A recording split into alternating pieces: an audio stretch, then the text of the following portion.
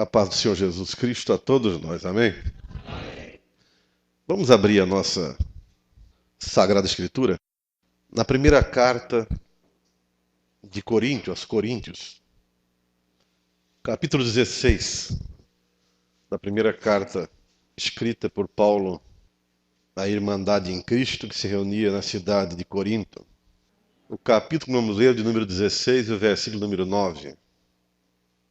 Porque uma porta grande e oportuna para o trabalho se me abriu, e há muitos adversários. Quando a gente recebe de Deus esta oportunidade de compreender a obra de Cristo, ou o que tem de bom no nome dele, nós podemos chamar isso de porta aberta para nós. É bom nos lembrar que Cristo, nosso Senhor, se ofereceu como porta. Estão lembrados? Lá em João 10, verso 9. Eu sou a porta. Mas o que vamos falar não é bem a porta, mas a oportunidade. O apóstolo Paulo, nessa escrita dele, ele nos deixa entender o seguinte, que mesmo Deus provendo para nós uma coisa boa, às vezes essa coisa boa exige batalha, dedicação e esforço para possuir. O que o texto também nos ensina é que nem sempre a dificuldade em se ver abençoado é sinal que Deus não é a meu favor ou a teu favor. Tem pessoa que na primeira contrariedade da vida, ela recua e diz assim, não é para mim, ou Deus não me quer assim, ou eu não mereço isto. Vem muitos pensamentos quando parece que as coisas são do contrário. Vem muitas vezes. Mas o apóstolo Paulo, ele era um homem espiritual. Não era espírita, espiritual. Então ele, quando se deparava com um problema, ele tentava enxergar além do problema. Ele tentava ver Deus acima do problema. Mas também tentava compreender a razão das coisas. Às vezes o ser humano, ele precisa, ele depende de alguns favores de Deus na vida, mas às vezes ele pensa que tudo é fácil. E nesse pensamento de que tudo é fácil, muita gente desiste. Quantas pessoas já entenderam que a fé no nome deste grande Deus chamado Cristo é uma fé que funciona? Pelo que aprenderam, já perceberam que há muitas ofertas de coisas boas. A questão fica em como alcançá-las, como obtê-las. É que eu costumo ensinar que o povo brasileiro, ele veio num ritmo muito supersticioso. E é aí que mora o perigo. O que é o ritmo supersticioso? É o troca lá da cá. É eu tentar comprar algum tipo de favor de Deus.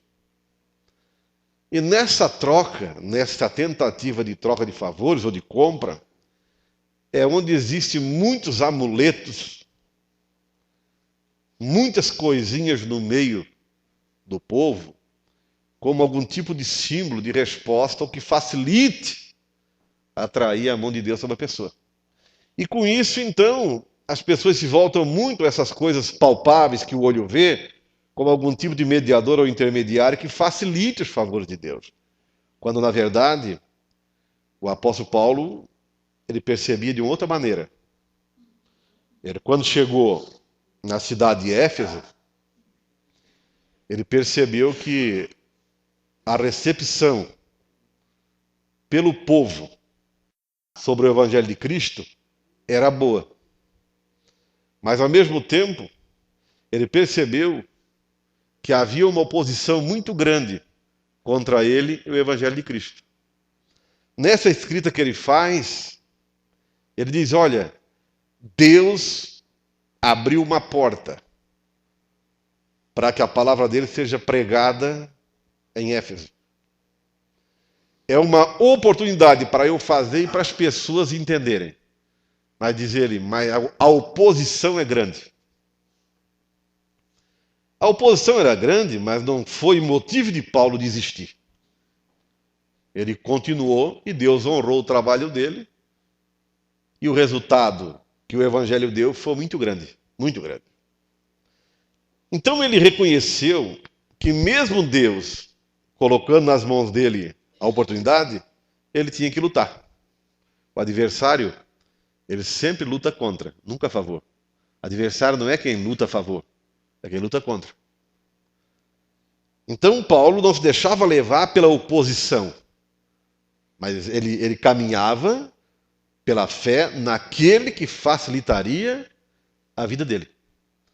E é nesse modelo de conduta que muitos têm parado no tempo, desistido da fé, perco a esperança em Deus, porque quando alguém chega e oferece a ele uma vida, não vou dizer de bênção, que dá uma impressão assim que você ficou crente em Cristo, acabou o problema. Não. Paulo era um crente abençoado em Cristo, mas diz ele, eu tenho muito adversário. E às vezes o adversário é a própria pessoa. Um vício, uma dependência, uma tentação, às vezes pessoas. Vocês sabem, eu imagino, o que é um adversário. Agora, precisamos entender que a guerra não se faz com tímido nem com covarde. Se vocês perceberem na vida, na história, todos que mudaram a história foram homens de coragem, de fé e focalizado em alguma coisa. Eles sabiam o que queriam. E nos dias que nós vivemos, todos nós não escapamos de ninguém. Não escapa ninguém. Somos cercados de lutas, adversidades, tentações, decepções, tristezas, amargura, desilusões. O mal, ele não faz acepção de pessoas, meus irmãos. Gravem bem isso. O mal, ele não faz acepção de pessoa. Seja preto, branco, rico ou pobre. Se ele puder tirar alguma vantagem, ele tira. Uma outra coisa que precisamos entender é que o nosso Senhor Jesus, ele nunca disse que neste mundo aqui nós viveríamos um mar de rosas. Nunca disse isso. Ele sempre disse, este mundo, esse sistema humano, tem uma grande influência pelo maligno, pelas forças da maldade. E nós, que hoje estamos entendendo sobre Deus, a única maneira de triunfar sobre tudo isso realmente é viver a fé no poder de Deus e perseverar com a meta naquilo que Deus tem adiante de nós. O Senhor Jesus certa vez comentou o seguinte, que a porta larga, que é a porta fácil, a maneira fácil de querer as coisas, não leva a lugar nenhum, mas só a perdição. Mas diz que as coisas estreitas, difíceis, que é a porta estreita, é esta que conduz à vida, que é uma porta apertada, um caminho apertado, resumindo, uma maneira de viver difícil para conseguir as coisas. Eu tenho que ter meta na vida, eu tenho que saber o que quero, caso contrário, não chego a lugar nenhum. Se eu me jogar a mera coincidência das coisas, a mera sorte da vida, eu não vou a lugar nenhum. Eu estava meditando ainda há pouco no Salmo 126, abram comigo uma coisa ali muito interessante, que nos dá cada vez mais luz da maneira que Deus pode operar e qual o nosso papel na história para não ficarmos prostrados na estrada da vida. Observe uma coisa ali. O Salmo de número 126 vai servir de lição para todo mundo. E sempre lembro cada irmão que me ouve, não temos outra base de consolo a não ser a Escritura. Não tente buscar outro tipo de movimento que eu tenho acostumado a ativar a mente dos irmãos. Igrejas que hoje transformaram o púlpito em lugar de show, de palco, porque o povo quer show. Não entre nesse espírito. Entre no espírito da Escritura, que é esse que vai te guiar e te sustentar até o final da vida.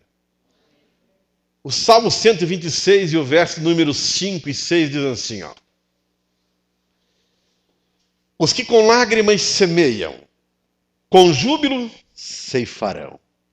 Quem sai andando e chorando enquanto semeia, voltará com júbilo trazendo os seus feixes. Amém?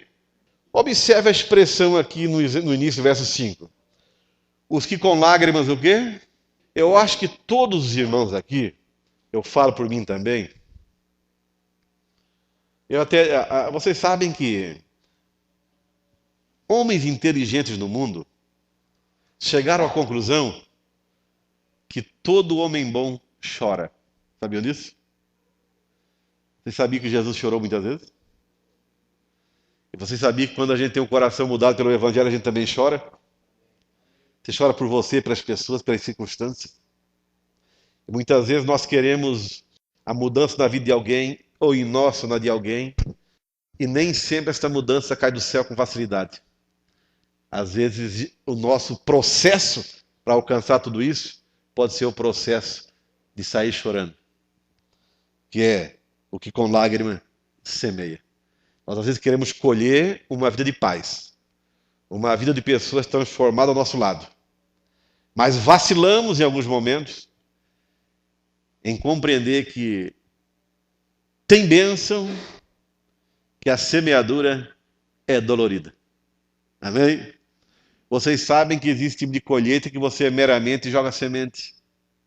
Tem outros que tem que fazer cova. Tem tipo de colheita que ela dá mais trabalho.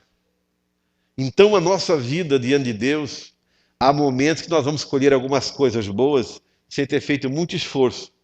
Mas parece que aquilo que nós mais sonhamos, aquilo que mais nos afeta, é interessante, é o que mais exige de nós lágrimas. É ou não é?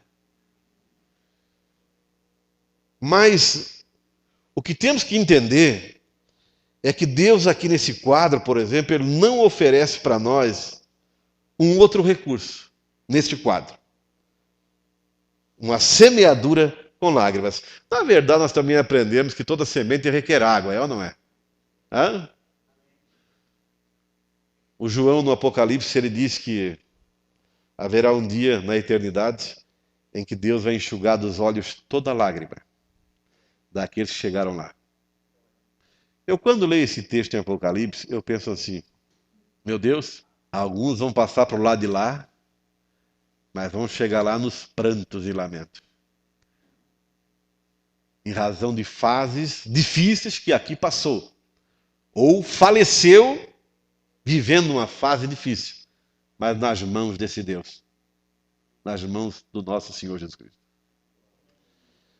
O que o texto, na verdade, está tentando nos induzir é o seguinte, que as coisas boas há um preço a pagar.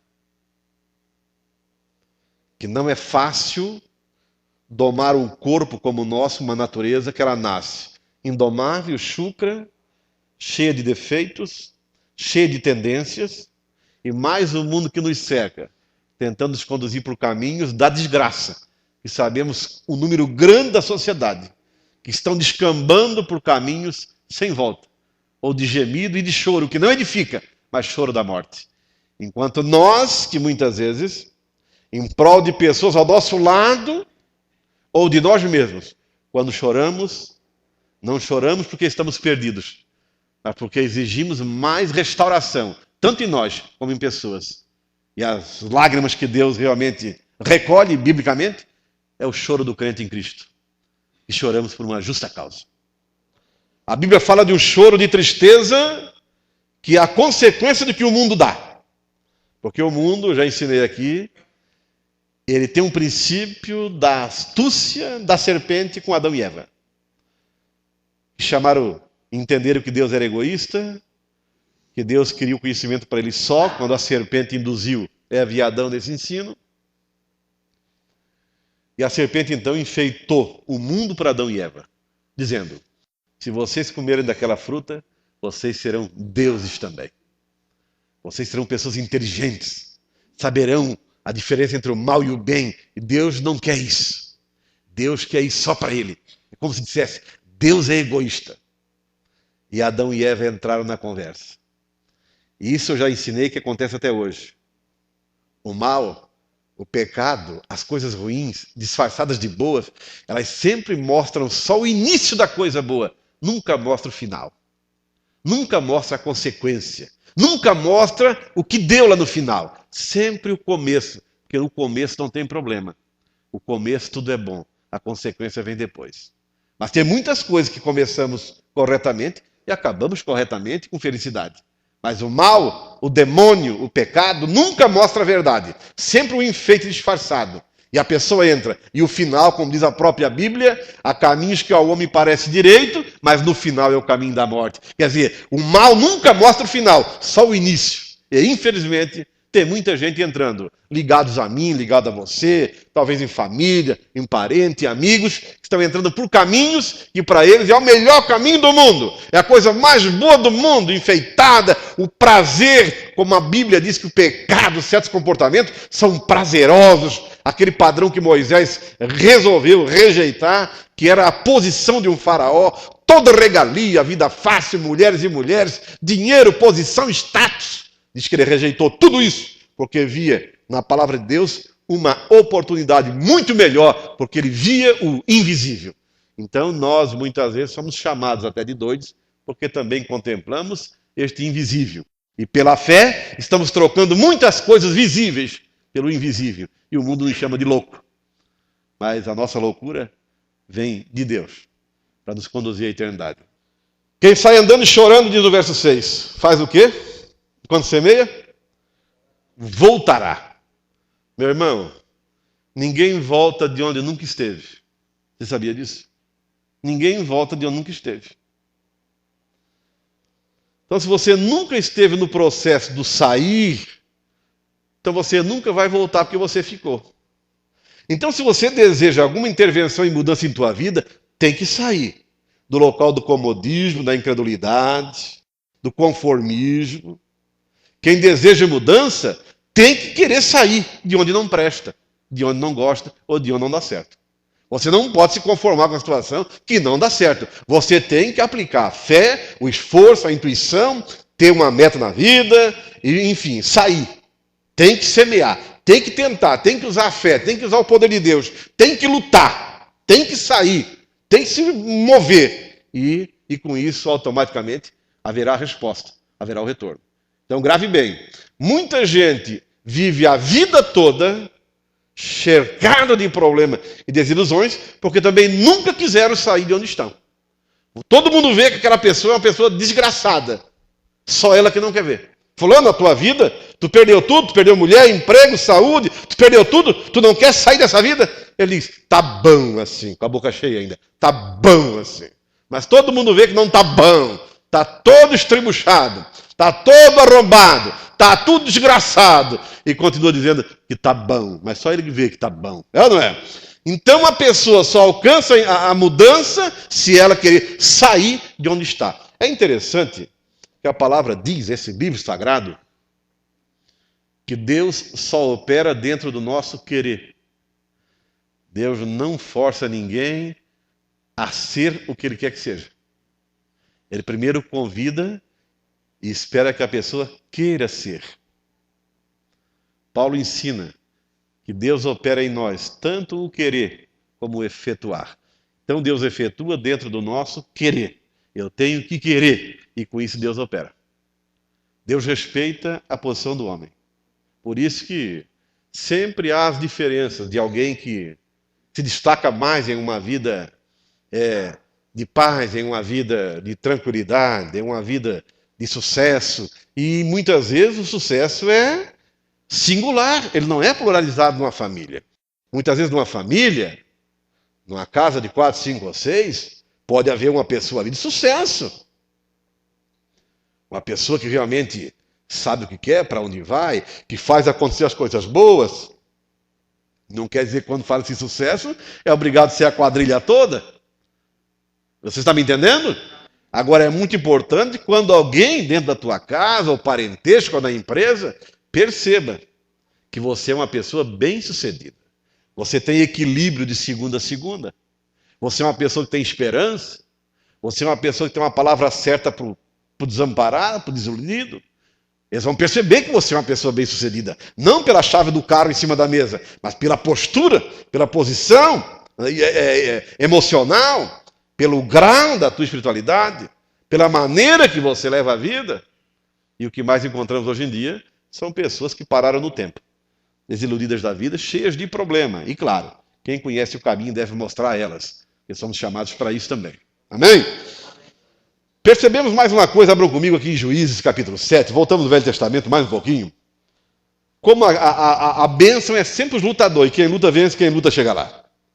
Capítulo 7 do livro de Juízes, Juízes é depois, se não me falha a memória aqui, de Josué, né? Deuteronômio e vem Josué. Josué vem Juízes. Observe uma coisa ali. Como certas bênçãos que todo mundo busca, elas provêm da concessão divina. E nem sempre é a nossa força a razão da vitória. Mas que a nossa colocação como guerreiro tem que haver, tem. Nós vamos ver pela Bíblia aqui. Ó. Todos encontraram? Livro de Juízes, capítulo 7. Podemos ler? Capítulo 7, verso número 2. Disse o Senhor a quem? O que é que o Senhor disse?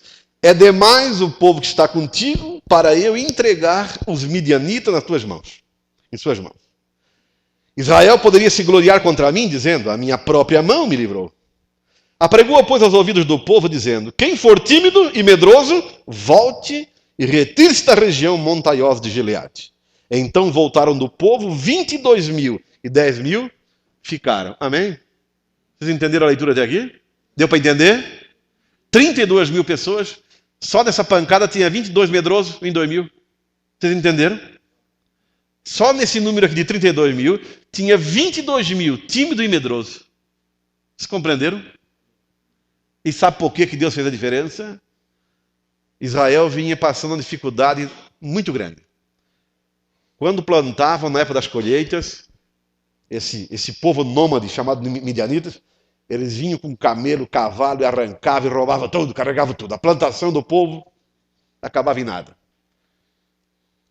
E o povo foi perecendo, faltando tudo. Um dia Gideão está malhando o trigo, aparece um anjo. E o anjo disse para ele o seguinte, o Senhor é contigo, varão valoroso. Gideão não saiu correndo no aleluia e uma espiroleta, e um glória a Deus. Ele não deixou se levar pela situação, pelo emocional simplesmente. Ele era um moço que sabia o que queria na vida. Ele sabia sobre o Deus de Israel. Ele parou, perguntou para o anjo, se o Senhor é comigo ou conosco, por que nos sobreveio tanto esse mal? Ele poderia ter tomado uma atitude diferente. Foi ou não foi? Um anjo? Que coisa linda, um anjo. É como se ele dissesse, eu não me interesso em anjo, em palavra de conformismo. Eu quero a resposta. Eu quero a resposta. Eu não entendo por que estamos passando esta fase desgraçada que plantamos, os inimigos vêm e roubam tudo. E ainda tu vem dizer que Deus é conosco? Tá, peraí. Mas que Deus é como se ele dissesse, mas como Deus conosco? Como Deus comigo?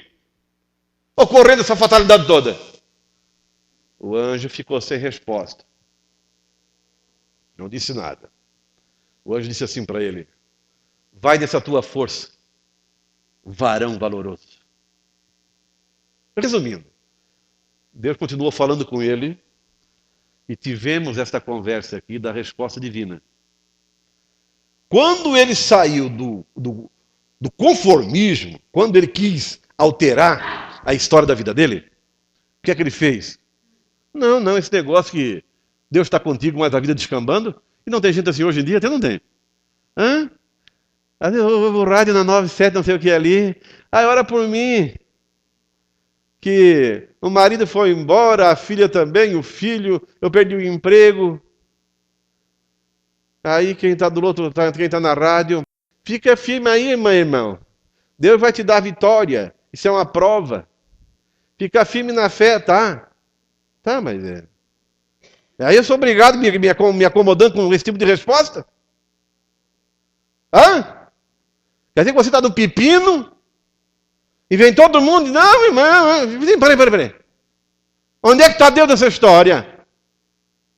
Onde é que está a minha atitude nessa história? Não tenha medo, meu irmão, minha irmã, de em certos momentos. Meu Deus, eu tenho orado e eu sei que busquei de coração. Meu Deus, eu tenho crido, me esforçado, dar uma resposta, meu Deus. Eu estou iludido ou iludido? Fazer essas questões. Não que Deus não existe, mas ser ousado e corajoso. Observe que aqui foram reprovados para a guerra. Quem foi ali, no verso 2? Verso 3, onde lemos, apregou aos ouvidos do povo, dizendo: quem for tímido e medroso, deve fazer o quê? Volte. Como se Deus dissesse: tímido e medroso não joga no meu time. Amém? É como se Deus dissesse: não é esse tipo de soldado que eu quero do meu exército. Vocês estão pensando que o evangelho é para ter chegado no mundo como chegou? Foi por homens medrosos? Vocês conhecem a história do Tomé? Vocês sabem que no início do ministério dele, quando Cristo o chamou, ele era duvidoso, era a fraqueza dele. Mas quando ele tinha um sinal que reafirmava a fé dele, ele aguentava a sua palavra. Tomé ficou tão crente que diz a história que ele foi fazer missão na Etiópia. E teve um tipo de perseguição na época contra o Evangelho de Cristo. Enterraram ele, o corpo todo na terra, e mataram ele passando com um cavalo para lá e para cá, e o cavalo batia a pata na cabeça dele. Mas ele havia sido aquele Tomé incrédulo. Mas olha o que o Evangelho fez nele. Num homem corajoso. A história diz que aquele Pedro também que negou Cristo, na noite da crucificação, da prisão, aquele Pedro que foi medroso, diz a história que ele morreu crucificado por causa do nome de Cristo, nosso Senhor. Tentaram fechar a boca de Pedro também, levando ele à pena de morte, que a pena de morte na época por Roma era a cruz. Diz a história, a lenda, o que se tem conhecimento, que Pedro, quando estava sendo crucificado, disse que ele não era digno de ser crucificado de cabeça para cima como mestre. Crucificasse ele então de cabeça para baixo. Olha a coragem do homem. Hoje tem ser humano, se ele fincar uma farpa só na unha do coisa, ele vai para pronto-socorro desesperado. Estão me entendendo? Já tem medo de morrer, medo disso, daquilo. Imagina um prego na cruz. O que ele não faria com esse irmão? Ele negaria até que ele existe. Não, nem sou eu que estou aqui. É uma aparência. Estão me entendendo? Essa covardia e essa timidez, ela é manifesta no dia a dia, na vida de muita gente. Tem medo de dizer que é crente em Cristo, tem medo de dizer que confia em Cristo, tem medo de ser diferente no seu trabalho, no seu dia a dia. Quando está perto do povo sem Deus na vida, tenta falar na gíria, naquela linguagem profana e que não vai a lugar nenhum, igual ao mundão. Quer dizer, tem medo de ser diferente, porque tem medo de passar por pessoas, ou enfrentar a chacota do povo. Corajosos exaltam a Cristo, nosso Senhor, onde estão. Seja no meio da família, no meio dos parentes, lá onde for. Eu sou do meu Cristo e não tenho medo de dizer que Ele é o meu Senhor em qualquer lugar, em qualquer circunstância. São estas pessoas que Deus honra na terra. Por isso que aqui os medrosos, ele disse assim, medroso e covarde, retira Gideão, porque essa turma não joga no meu time. O que eu vou dar vitória só para aqueles que realmente vão assumir a posição de gente que tem fé em mim. E se eu der a vitória contra os midianitas, com esses 10 mil soldados aqui, eles vão pensar que é porque eles estavam num número grande e vão me deixar de fora. Aí Deus fez mais uma coisa. Gideão, pega agora esses 10 mil e leva lá no rio. Deixa eles tomarem água. Aqueles que tomarem água, pegando a água com a mão e trazendo na boca, tu separa. E aqueles que lamberem no rio que nem o cão, tu também separa. Resumindo, só 300 tomavam água, traziam na boca. 9.700 lambiam no rio igual cão. Deus disse, tira esses para fora. Eu vou dar vitória para vocês só com esses 300. E o número dos oponentes era grande demais. Era grande demais. Mas Deus reverteu toda aquela situação. Graças a quê? A coragem daqueles 300 e a ousadia e a confiança nesse Deus, que até hoje reverte o quadro de muita gente que são ousados em crer, em insistir. Eu digo até para quem muitas vezes enfrenta uma doença. Você não pode desistir na primeira entrada. Ou seja, a Bíblia nos manda ser perseverantes na fé. E muitas vezes a gente põe no coração um propósito de buscar alguma coisa de Deus. Chega no dia do culto, um adversário aparece. Alguma coisa para anestesiar, impedir um culto, de uma reunião. Uma noite para orar, alguma coisa acontece. Alguma coisa impede. E a pessoa está precisando. Quer dizer, o adversário não dorme. De um jeito ou de outro, sempre vem coisas para impedir o processo. É por isso que é necessário realmente ser um guerreiro e dizer, não, eu não vou desistir. Eu vou lutar até que eu consiga, até que o meu objetivo seja alcançado. Porque foi Deus que prometeu. E é interessante. Deus promete, mas não diz que a coisa é fácil, não. Aqui em Mateus, vamos lá para o Novo Testamento um pouquinho, o Senhor Jesus deu mais um segredinho para quem quer obter alguma coisa do reino dos céus. E da terra aqui se alcança muita coisa fácil. Mas tem coisa do reino de Deus que só Ele pode dar. Observe aí em Mateus capítulo número 11, vamos ver se é 11 aqui. Capítulo 11 de Mateus, observe ali, primeiro evangelho do Novo Testamento. Muitas vezes o cidadão está morrendo e sabe onde é que ele está na hora de buscar Deus? Numa rede se embalançando. Estão me entendendo? Estão me entendendo? Não. O pepino está estourando e ele está... Quando não quer que o pastor faça por ele, né? Tem coisa que é para você fazer, não é eu. Amém? Sabe isso? Amém? Sabe disso? Pastor, eu gosto muito, eu gosto muito. Eu percebo muito no rádio. Até eu estou no pepino e ligo para todo mundo de televisão. Aí alguns malandros na televisão e no rádio ficam dando uma, pegando o nome das pessoas que vão orar. Mas não oro nem por eles, irmão. Que pegando o nome dos bobos ali, ora por mim, que não sei o quê, ora por mim. Vai orar tu, cabra. Dobra o joelho, deixa de ser vadio, deixa de ser incrédulo, vai orar, vai buscar Deus. Vai chorar nos pés de Jesus.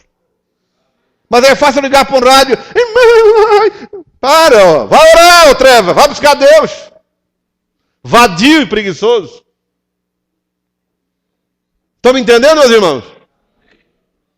Eu quando vejo as conversões de hoje em dia, eu fico assim, meu Deus, não vou botar muito que pode pegar mal. Eu digo, Jesus, misericórdia. Eu digo, meu Deus, misericórdia. Eu fiquei crente, mas eu fui cercado de pepino, tudo quanto é tipo do grande do pequeno. Mas era pepino por todo lado. O inferno se levantou. O inferno não queria que eu fosse crente em Cristo por nada.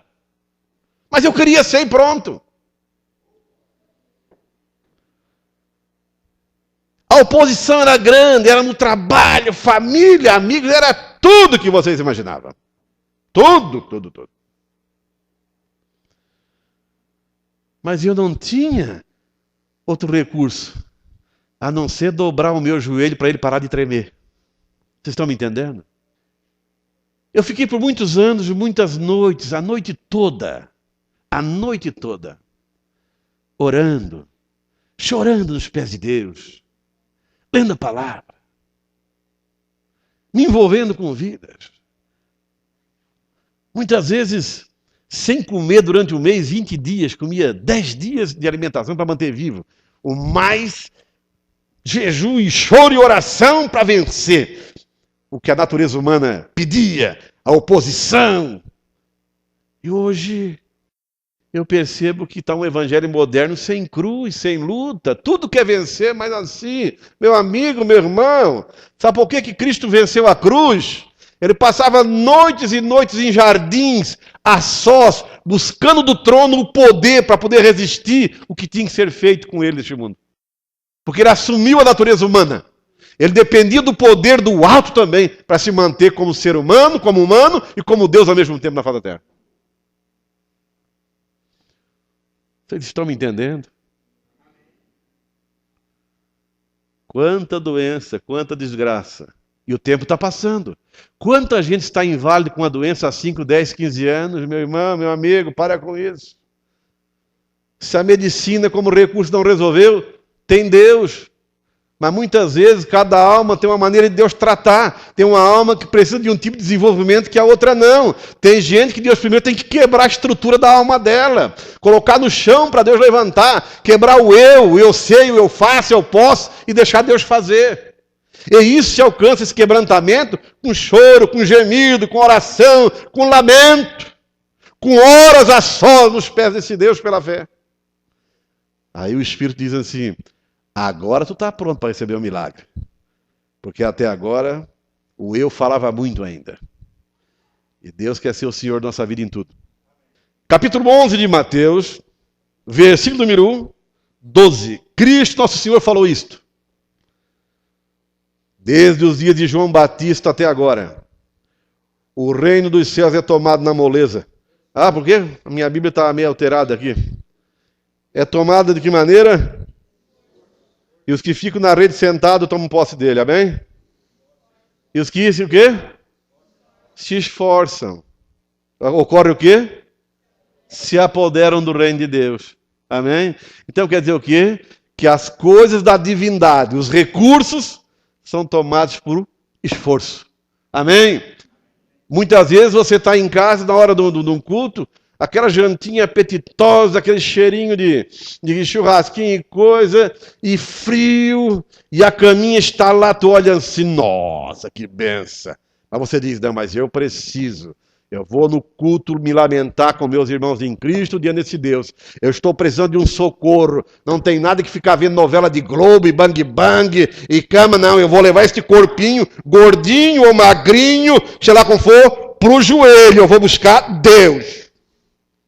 Mas hoje tudo está oferecendo a venda da água benta, da oração milagrosa, da gota milagrosa aí pelos retardados da vida, e o povo tudo compra, porque o povo não quer sair do quentinho, o povo não quer abrir mão, o paladar, ficar um dia sem comer, a sós com Deus, jejuando, se lamentando, para enfraquecer a natureza humana e o espírito se elevar, para ter mais luz da divindade.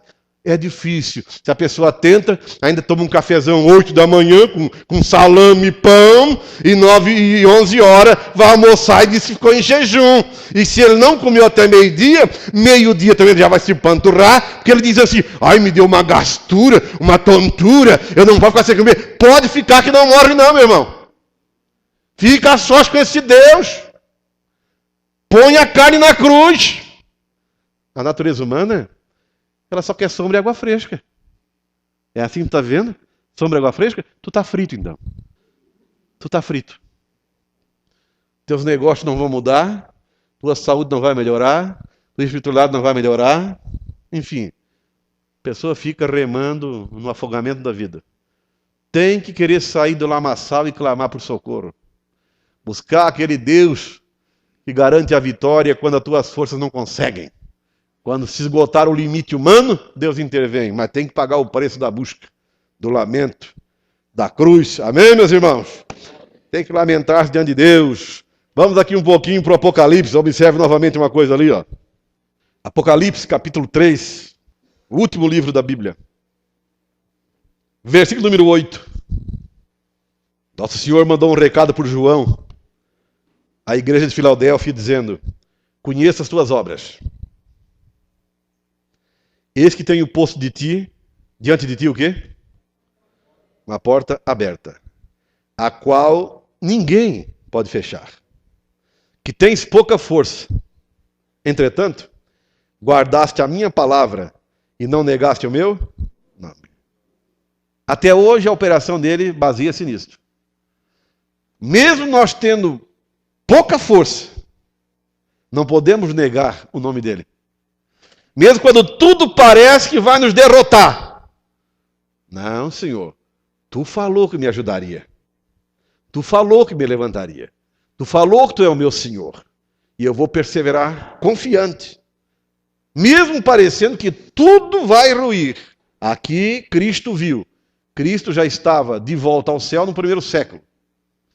E viu a situação como perseguição que a igreja de Filadélfia vinha passando. Aquele líder, os membros, porque era o crente em Cristo, a oposição por Roma queria apagar esta fé a todo peso. Mas lá do alto alguém estava de olho.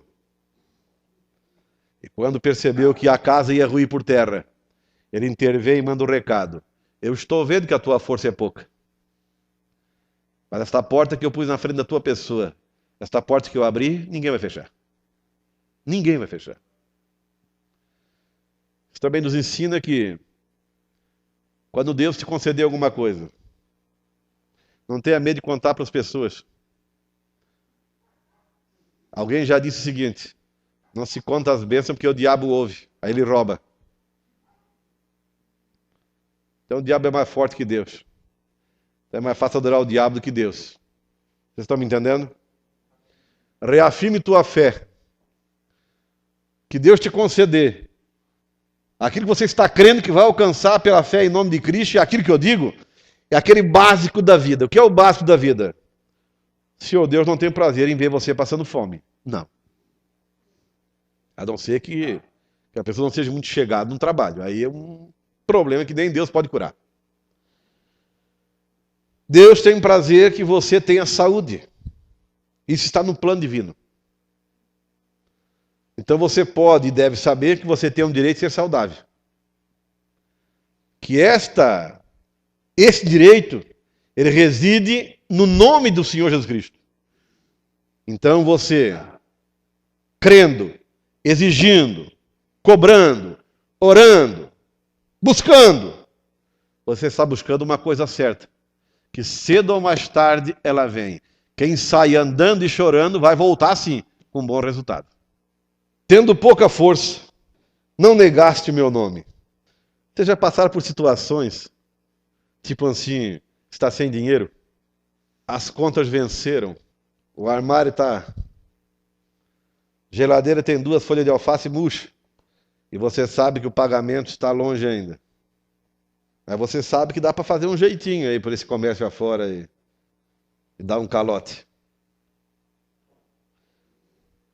E você pensa,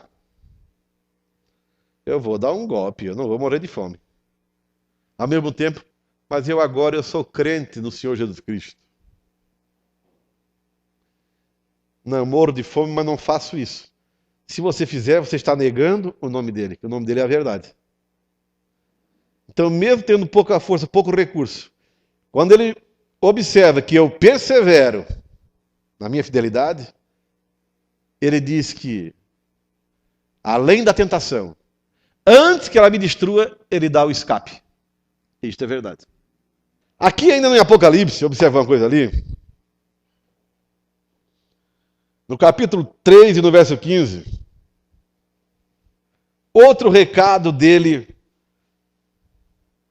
para pessoas. Conheço as tuas obras, que nem és frio nem quente, é meio termo. Quem dera fosses frio ou quente. Quer dizer o quê? Quem dera que tu fosse um incrédulo, um ateu de uma vez para tentar ou discordar, ou então bem crente, bem cheio de fé. Observe que o homem tem que ter uma posição. É esta posição que faz a diferença.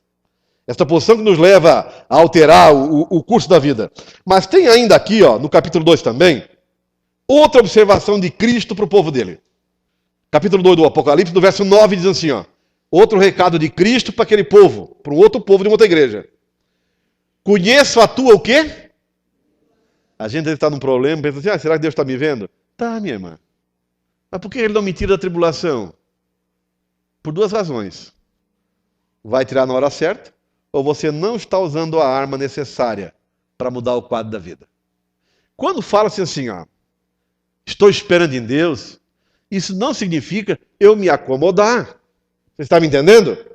Quando a palavra nos inspira a esperar em Deus, é esperar buscando, orando e aguardando, clamando e aguardando, lendo a palavra, se enchendo de fé e esperando que Deus há de responder. É assim que se espera em Deus. Se fosse assim, o mundo todo cruzava os braços, né? Por que você hoje está crente na fé?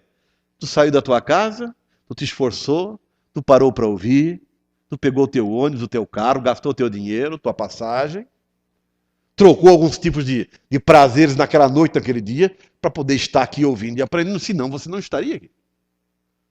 Então é necessário sempre um certo investimento. Esperar não é eu me acomodar. Não, eu estou em casa hoje, estou vendo o programa tal. Não, mas eu sei que Deus me ama. Não, mas estou esperando. De um dia eu vou para o céu. E está lá. No outro dia, está lá. E estou esperando o que da vida? Não. Esperar é aplicar a fé e aguardar que Deus vai responder. Cristo disse, conheça a tua tribulação. E a tua o quê? A tua o quê? Estão com medo de dizer pobreza? Por quê? A tua o quê? Que pobreza era esta? era literalmente uma pobreza de ordem material. Quer dizer, aquele grupo estavam atribulados, perseguidos e ainda com falta de conforto material. Mas Cristo dá um conforto. Mas tu és rico. Tu és pobre aos olhos dos homens. Tu tem falta de coisas de ordem material. Mas para mim tu és rico, disse Jesus Cristo. Amém? Que riqueza era essa? Conheço a tua tribulação, a tua pobreza, mas tu és rico. E a blasfêmia dos que a si mesmos se declaram judeus e não são, sendo antes sinagoga de Satanás. O que isso quer dizer para nós? Tinha um remanescente de gente na região lá, que achava que por ser judeu, tinha direito do céu. É como hoje. Muita gente comprou uma Bíblia, diz que é crente e acha que tem direito em tudo. Mas a vida prova o contrário. E lá estava um grupo. Aí Jesus disse, não, eles pensam que tem direito, mas a sinagoga deles é uma igreja de Satanás. Vocês já pensaram? Jesus mesmo chamar um grupo de gente de adoradores do diabo? Vocês já pensaram nisso? Então perseverem bem e observe que crer em Deus não é simplesmente eu ter uma fé meia vaga, ela tem que ter um fundamento e uma atitude de quem crê. E Cristo observa tudo isso. Quando o povo faz a diferença. E aqui ele percebia a diferença. Aí ele conforta no verso 10 a esta igreja que também estava numa fase de tribulação, dizendo o seguinte, não temas as coisas que tens de... Eis que o diabo está para lançar em prisão alguns de vós, para seres postos à prova, e tereis uma tribulação de 10 dias. Sê fiel até a morte, e dar-te-ei o quê? A coroa da vida. Ser fiel por quanto tempo? 2 anos? Até a morte. Quanta gente tu vai conhecer que foram uma bênção por 10 anos? Hoje doaram a Bíblia, chamaram o pastor de ladrão e foram embora. Amém? Vocês não gostaram? Não é o que muitos dizem? Todo pastor é ladrão. Ser pastor não é fácil. Ser pastor não é fácil. Fidelidade durou 1 ano. Ainda bem que a palavra diz assim, ó, nada julgueis fora do tempo. Você pode olhar para uma pessoa hoje, que irmã abençoada, que homem abençoado. Não te impressione na primeira vista. Espere o tempo. Ou alguém vai chegar em tua casa, paz, irmã, vizinha, senhor, eu soube que tu agora está na fé, que aleluia, vou pintar aqui 1 hora para comermos um frango. Não, vem para orar. Comer frango no restaurante, aqui tu vem para orar. Amém? Aqui é lugar de oração agora, não é para comer frango, é para oração, amém? Já foi reprovada na oferta. Comer frango. Não convida porque não tem nada espiritual. Se é espiritual, diz, eu vou vir aqui para orar contigo um pouco. Vamos buscar a Deus juntas ou juntos. O tempo e o fruto vai provar a sua fidelidade. Nesse verso 10 aqui, nós percebemos que até o diabo está no controle divino. Nunca pense que o diabo é senhor de alguém. Quando o diabo tomar a vida de alguém, é porque Deus também deixou. Que tem gente que é tão ruim que só o diabo adota ela. Jesus disse que o diabo também é pai. E ele tem os filhos dele. Então tem gente que para a família divina não cabe. Mas o diabo aceita qualquer um. Ele como pai aceita qualquer um. E Jesus disse isso para os judeus em João 8,44. Lá no Evangelho de João, capítulo 8, verso 44. Os judeus todos revoltados, com pedra para apedrejá-lo, questionando, negando ele, e dizendo que Deus era o pai deles. Jesus disse, Deus não é o pai de vocês não. Se Deus fosse o pai de vocês, vocês me amavam. Mas vocês querem me apedrejar e me matar. O diabo é o pai de vocês. E vocês querem fazer a vontade dele. E aqui Cristo vê, do céu também, Satanás perseguindo a irmandade crente na fé. Usando a lei romana. Ele vai prender vocês. A mão de Nero e o comando de Roma vão prender vocês na grade. Mas não fique com raiva de Nero nem de Roma. É Satanás usando a Constituição Romana para prender vocês, para torturar vocês. E não vão soltar vocês. Fiquem presos, mas orando. Fiquem na cela, mas não percam a esperança em mim. Fiquem fiéis, mesmo que para isso envolva a morte. E aí, meu irmão, se ocorresse contigo, o que tu faz da vida?